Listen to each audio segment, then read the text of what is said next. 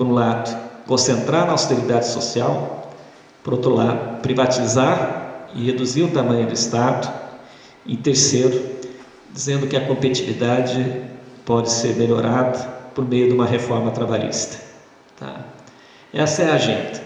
Obviamente que essa agenda não significa que ela vai ser implementada, porque a sociedade vai existir, não vai aceitar ela. Mas essa agenda retoma o crescimento da economia, pode até garantir uma certa estabilidade em alguns indicadores econômicos, mas não vai proporcionar crescimento sustentável da economia. Ou seja, vamos voltar àquilo que é uma característica desse capitalismo contemporâneos, a ter voos de galinha. Você cai tanto o PIB, você caiu ano passado 3,8%, esse ano tem muito chute aqui, o mercado está prevendo que vai cair 3,15%, mais ou menos 3% novamente, que é uma queda substantiva mesmo, uma queda substantiva do PIB.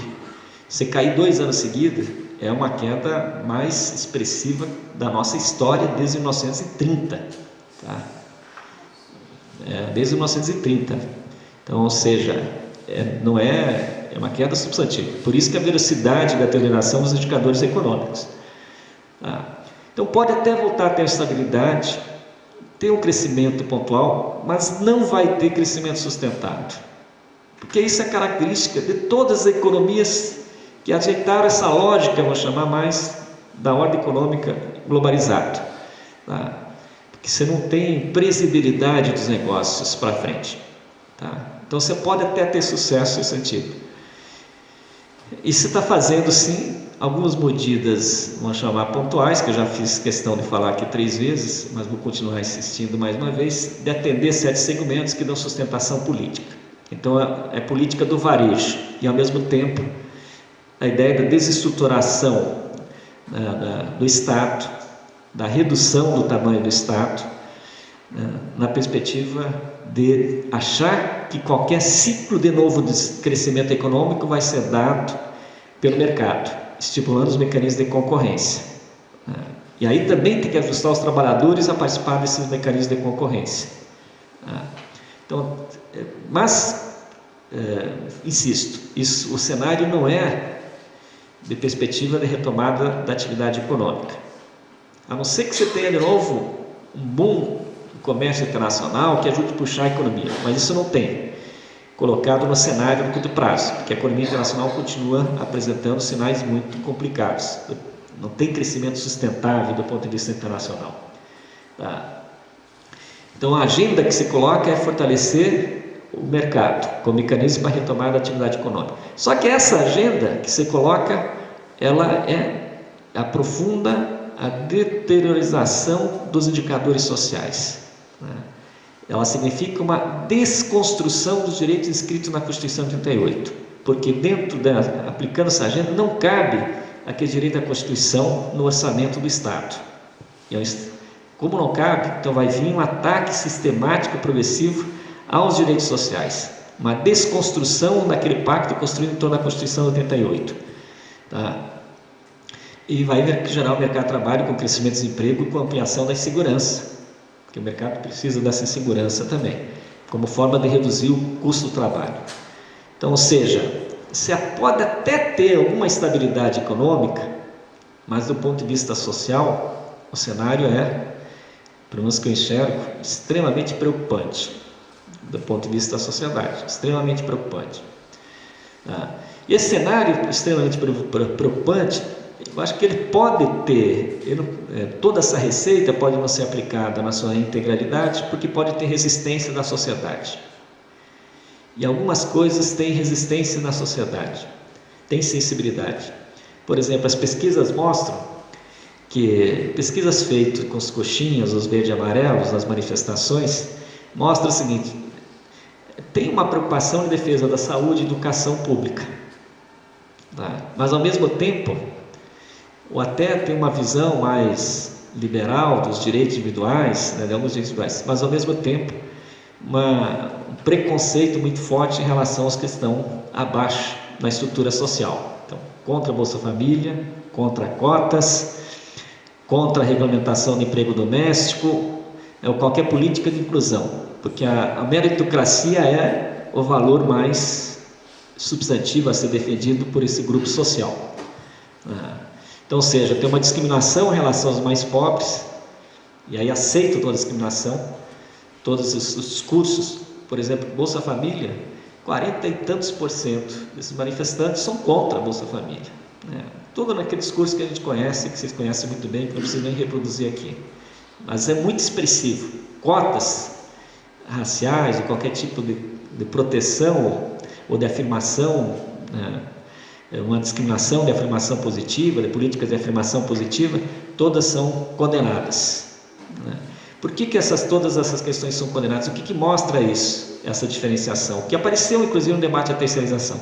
Por um lado, nós somos uma sociedade estruturalmente calcada na desigualdade. E isso é um fator que incomoda muito fortemente. Então, parte das manifestações da direita foram no sentido de restabelecer a condição de vantagem que tem em relação às outras classes sociais.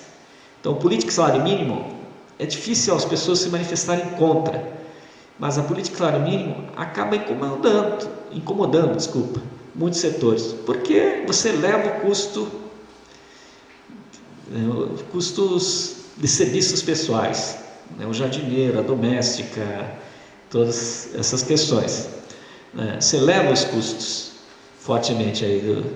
Então, isso, como você fazer uma política de inclusão, dividir a rodoviária, dividir o aeroporto, dividir a estrada, se você não conseguir ampliar a infraestrutura, também incomoda, porque isso antes era prestado, isso era exclusivo de um certo segmento da sociedade. Ou seja, construir um país incluindo 200 milhões no mercado de consumo é difícil. Você construir um país incluindo 70 milhões ou 60 milhões é mais fácil. Você não precisa ter investimento em infraestrutura, você não precisa ter grandes investimentos em educação, saúde. Então, é essa questão que está colocada em jogo.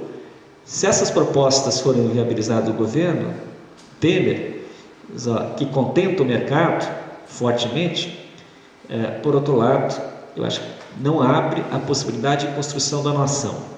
E o processo da exclusão social, ela tende a ser um fenômeno que vai se intensificar, assim como a concentração de renda deve também piorar, como os dados já de 2015 mostram mesmo uma piora já nos índices de concentração de renda. Mas por outro lado vai ter resistências, mesmo em segmentos da classe média, como teve na questão da terceirização, porque ele sabe que também lascar com toda a universidade, para eles isso é um problema, do ponto de vista da perspectiva da educação dos filhos, dos netos. Então pode ter algum grau de manifestação, articulação, para resistir a esse desmanche que está sendo proposto. E é um desmanche tão escarado, e que a gente fica até escandalizado, como as pessoas falam certas coisas sem ficar vermelhas. Como o ministro da Saúde diz, nosso modelo de corte de gasto é a Grécia, e fica por isso mesmo, depois ele vai desmentir e tal, porque pega muito mal, ou que o presidente da CNI e o vice-presidente da Fiesp falam, não, nós temos que fazer que nem a França, ampliar a jornada de trabalho, que é uma mentira, para poder as pessoas trabalhar até 80 horas semanais. Ou que o outro diz o seguinte, não, nós temos que flexibilizar a jornada, Streibuch diz, vamos flexibilizar a jornada, porque a pessoa, vamos fazer aqui nos Estados Unidos, a pessoa não precisa ter uma hora de almoço, ela pode comer com uma mão e trabalhar na máquina com a outra, pode reduzir para 15 minutos o almoço. É tudo tão escarado que a gente já fica fica pensando como é que consegue falar da forma tão aberta certas questões que eu acho que antes tinham mais polido de falar, Agora, com o novo governo, eles não têm mais polido de falar. E, portanto, eles estão cobrando uma certa fatura, porque a agenda que eles estão propondo não é uma agenda que passe pelo crivo eleitoral. Não passou pelo crivo eleitoral. Então, você tem o golpe, não é só porque você rompeu as regras democráticas, porque você está pondo uma agenda econômica de reformas, para retomar a questão econômica, ela tem grande centralidade, uma agenda que também criam uma situação de desintegração da sociedade brasileira e de promoção da exclusão social e privilegiando certos segmentos da sociedade que podem se dar bem nesse processo. Então você está impondo essa agenda também, e essa agenda vem pela economia, muito fortemente. Tá? Então essa questão da resistência, aqui, eu até pedi o controle, porque oração, por favor.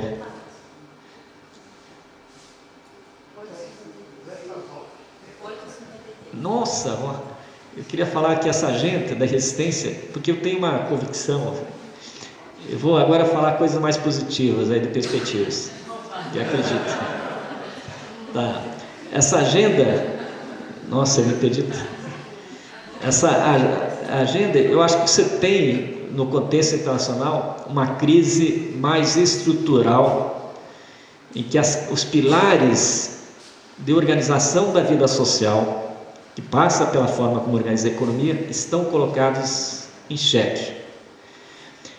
Colocado em xeque não significa que você tem uma alternativa progressista, você pode ter uma alternativa conservadora. Inclusive, uma das expressões de ter colocado em xeque é o surgimento de grupos fascistas e da forte polarização social. Mas também é isso, vai ter uma disputa, como teve talvez no começo do século XX, entre diferentes forças sociais políticas, que gerou guerra, gerou crises profundas, mas depois gerou uma coisa mais civilizada também. Aqui se pode gerar uma coisa mais civilizada, como pode gerar uma coisa mais conservadora. As possibilidades estão abertas, é isso que eu estou querendo dizer. Essa lógica, vamos chamar de organização, ela apresentou uma fatura do ponto de vista social, que, por exemplo, nos Estados Unidos significou o fim do sonho americano de uma sociedade de classe média. Se você pegar a eleição de 2016, os Estados Unidos é uma coisa impressionante. Os dois candidatos mais populares são candidatos que não estão representando a elite econômica política do país. Não, os mais populares.